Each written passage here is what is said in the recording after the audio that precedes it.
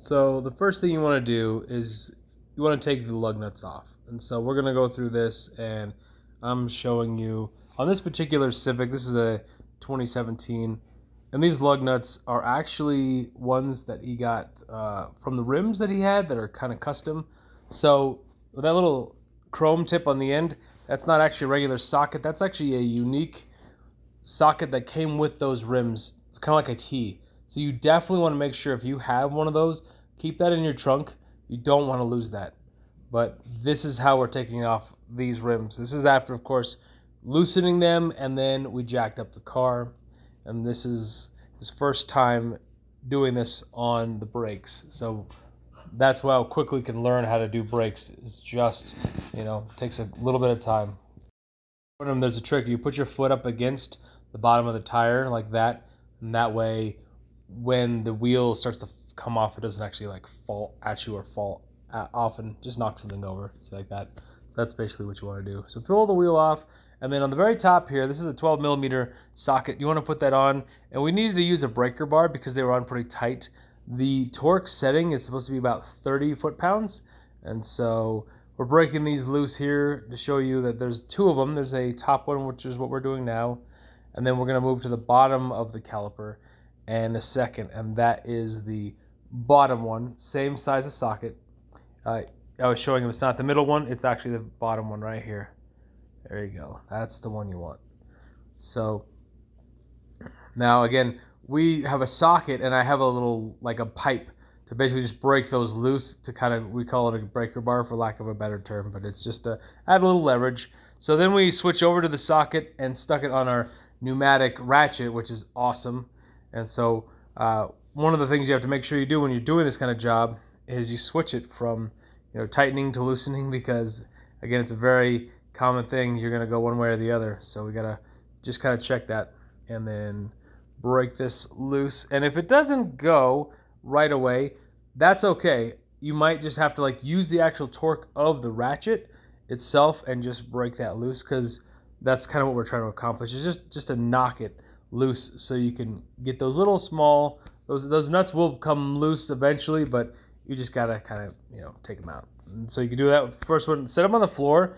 These aren't the top and the bottom of the top doesn't really matter, so you could just take them out and leave them, but put them somewhere where you don't lose them. Don't let them roll down your driveway or anything, and just take them and set them down.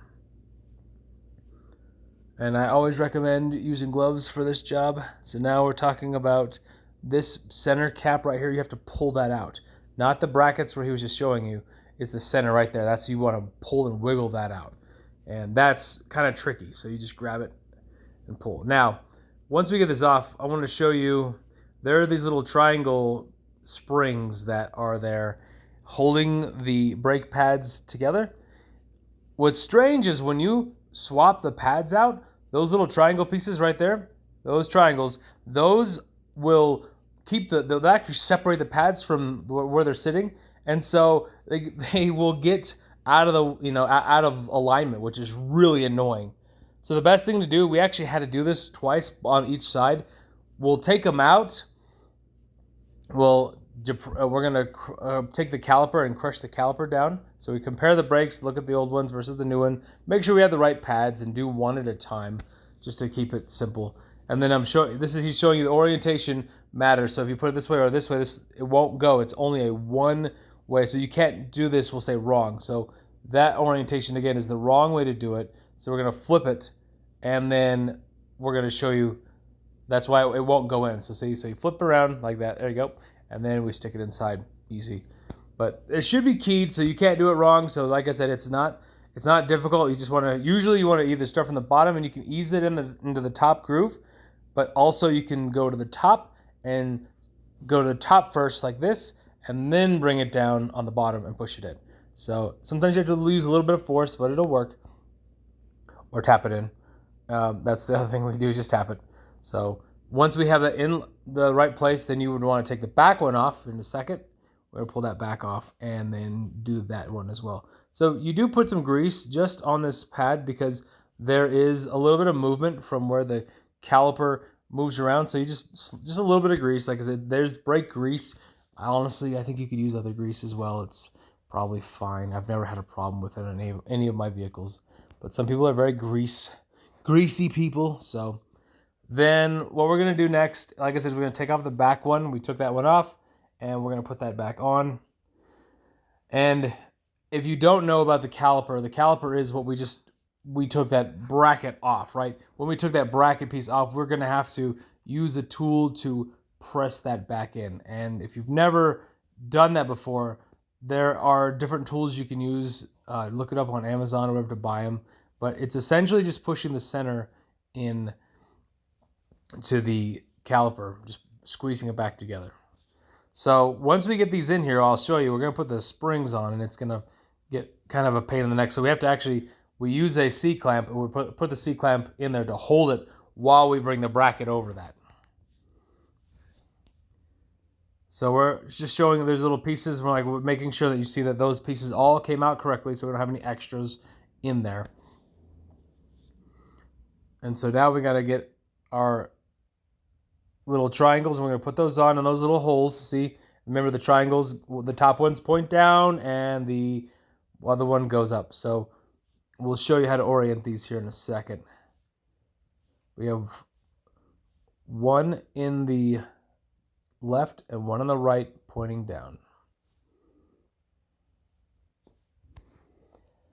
And like I said, this is his first time doing this, and so that's why I want you to see how easy this is, because we're going from not ever doing this to I'm comfortable he could do this now on any of my cars. So see how those brake pads, they come out? So get a C-clamp and put it on there like this. This is what you want to do. Then you can put that in here, one, and then the next one, and then you're going to need another set of hands almost, but you basically bring the caliper down on top of that, and you undo that C-clamp. It's just, you need, like I said, I needed 3 hands on this. So you could probably do it with 2, but I can't figure out why these springs are doing this. I've never had this happen on my other ones. Toyota brakes are very similar to this. So take the C-clamp off here in a sec, and then we slide that back down on there. So then next, we are tightening those bolts, the 12 millimeter on the top, and then we're going to get that to 30 inch-pounds. So we're going to get a torque wrench on there in a second. And then we have that one, and we also have the bottom one.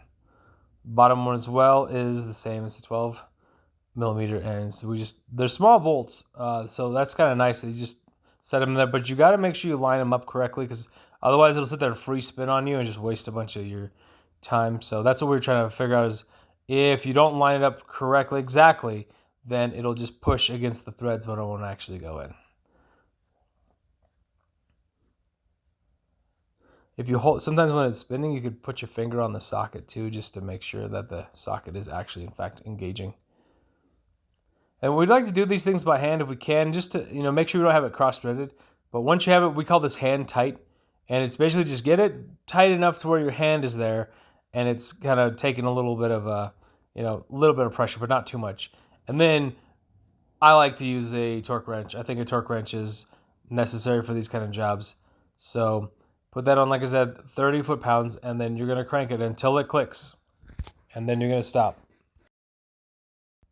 And then there you go. Once it clicks, it goes tink tink, and then you'll move to the bottom one and do the bottom one as well. So we're showing you this is a Harbor Freight job. This one is set to 30, and so that's actually a really good torque wrench for this kind of work. If you're working on like a head or something where you really need to have it precise, then I'd get a Craftsman or something higher end. But for this kind of stuff, it's not a big deal. So you double check and make sure that you don't have anything up there, you didn't loosen anything, just do it overall. Notice how the tire is underneath the car. Always put that there. And then guys, that's really it. So thanks for everything. Please like and subscribe, and we'll talk to you guys later.